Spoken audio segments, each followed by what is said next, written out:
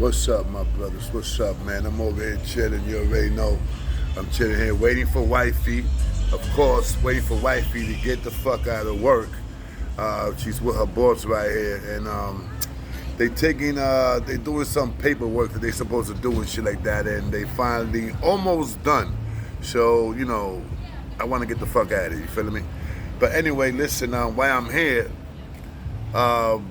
big major bust in the Bronx. So I don't know if you guys know about this. So let me let you guys know if you guys don't know. Big major bust today in the Bronx, no question, bro. I'm talking about $24 million. $24 million in the Bronx. I believe it's by my hope, something like that in the Bronx. My hope, 24 million. And this is what they found. They found, of course, kilos of fentanyl. They found cocaine, kilos of cocaine, fentanyl, cocaine, heroin, no question, fake pills. I'm talking about fake Xanax, fake Percocets, and fake shit. But altogether, it's worth $24 million. And in the Bronx, by my hole. That's crazy. That's crazy. But listen to this. You gotta do what you gotta do to make your money. No question about that. But I have no pity for people that sells fentanyl.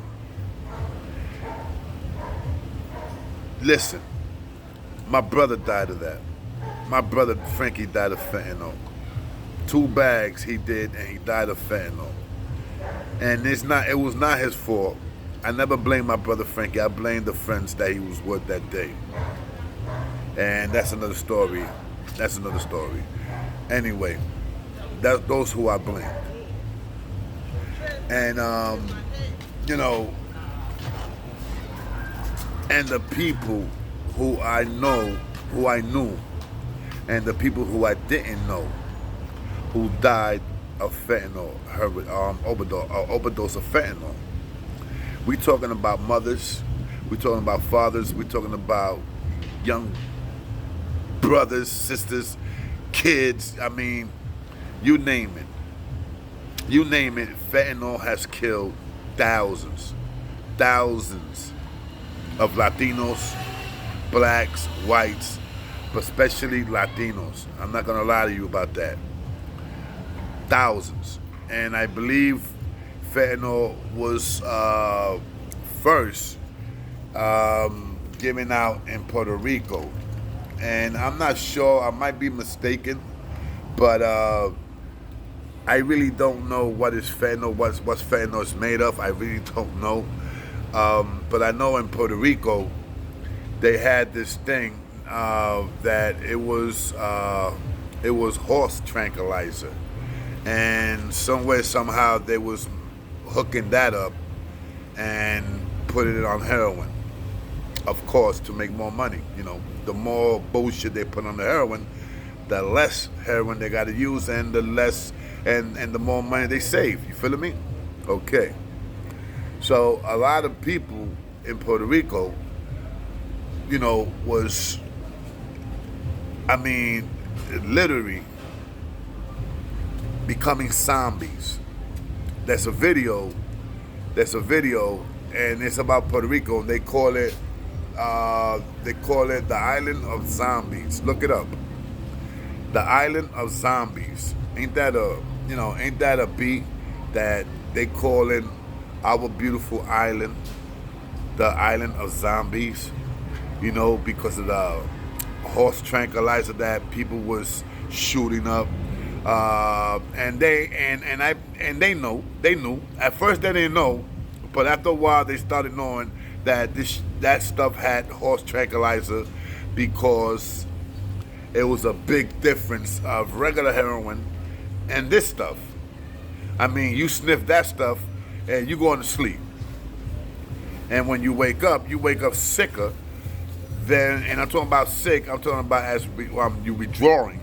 You wake up withdrawing more than what you was doing if it was heroin. Where my sister used to live at, it was right next to the program Promesa. And I used to see some people, some guys, and a few girls, not too many girls, but a few girls, but a lot of guys that was coming from Puerto Rico to the program Promesa. Because in Puerto Rico, they don't have programs like they got in New York and United States. No question about that, they don't. You understand what I'm saying? So the people in Puerto Rico that's addicted to this horse tranquilizer, they cannot just kick it just like that. You have people dying, trying to kick this stuff, dying. And in the video that I'm telling you about, that they call it the Island of Zombie. There's a guy who has a hole right in his stomach, a hole, and it's not getting no better. This is years ago, so I don't know if this guy's still alive or what. I'm pretty sure this guy is probably dead. You know, I'm pretty sure. You know, and the stuff was just getting. How can I say it was just getting so affected that he had, flies, all type of little bugs was in that wound. In that wound. Somebody recommend them. This is in the video. Somebody recommend them. And it was in this video. Maybe it was another video that I saw, but maybe, I don't remember. But I believe that somebody recommend them to put oh my God, how do you call that stuff? Those little maggots. To put maggots in the womb. I don't know if you guys know that they use maggots in Africa and certain countries. They use maggots. I think over here too. They use maggots to clear out your wounds, especially if the wound is affected. They eat the skin that's affected, all that stuff that's affected. The maggots eat it. And next thing you know, they take the maggots out, clean it out, clean the wound, and blah blah blah. Okay.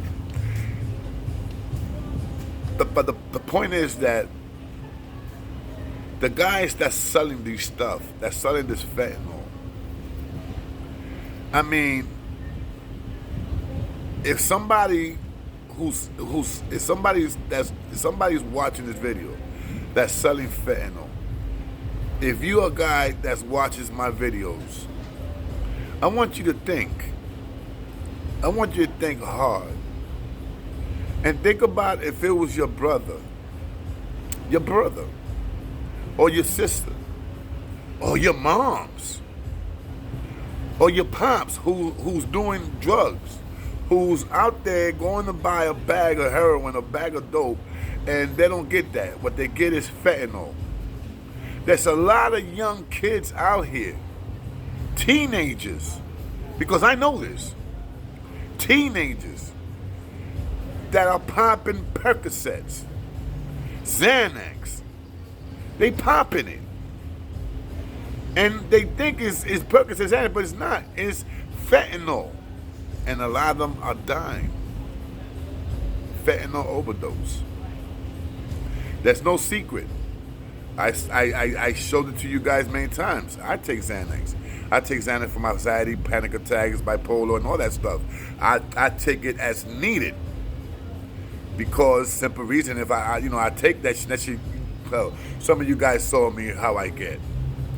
You know what I'm saying? When I take that shit and I went online and I try to do my show, and that shit just had me all fucked up. That's why I don't do it when I do a show. The only time I do it is as needed. But people are doing it because it's addictive. You understand what I'm saying? It's addictive. So, just imagine if you have a brother, sister, moms, your pops that going out there, your son, because a lot of teenagers out there that's doing it. Your son that goes out there that he's thinking that he's gonna buy 4 or 5 Percocets to get high, and what he does, he goes and he pops 2 of them, and they wind up fentanyl, and he dies. How would that make you feel? How would that make any man, any woman that's selling fentanyl feel? Would you get mad at the person that sold that to him? Would you literally get mad? Oh, I'm gonna kill that dude because he sold fentanyl to my son. But how many you fentanyls you sold to other people's sons? People don't think like that. So I have no mercy, no pity for dudes that get locked up for selling fentanyl, bro. Not one bit. Not one bit. Trust me, not one bit. So, you know, I know that this shit's gonna be here longer than, you know, it's gonna be here for a minute. It's gonna be here for a while. And plus, a lot of people, you guys that are doing these things out there, you guys don't want to get locked up. Rikers Island is not Rikers Island like it used to be, bro. You don't have the Nietas and you don't have the kings looking out for you no more. You don't.